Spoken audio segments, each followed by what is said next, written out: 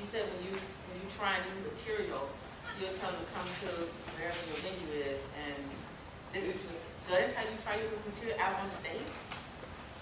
Yes, and let me tell you a new material, what I'll do, and I love what Seinfeld said in his documentary. He says, I never open with new material.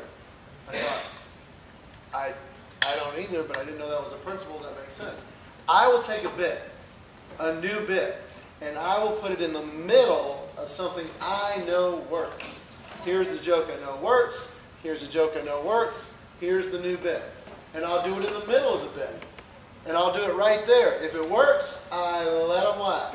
If it doesn't, it was the setup for the next bit I know that works. I always bury it in material that I know works. Once I know it works and I've crafted it to where it works, then I'll start moving it around and thinking, okay, what does it fit off of? But I do try new material on stage every time I'm on stage. The bit I did last night about the kid after midnight, why are you so grumpy?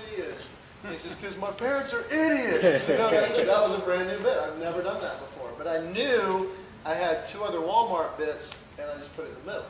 So it's one of those where I always bury it in material. Did that answer your question? Oh, yes. What about you? What do you do with new material? Where do you... Just that. I just told Martha that that's the gospel. And I can't tell you how many times. I'm pretty thick. I've tried it. You get a new thing, and it's like, well, this is going to be comedy gold. This is probably the funniest thing that's ever been written, ever, by anybody. It's going right at the top of my act. Crickets. And then what happens is you go, well, I guess it wasn't funny at all, and you totally throw it out, which isn't the proper response either. So it's just a safety.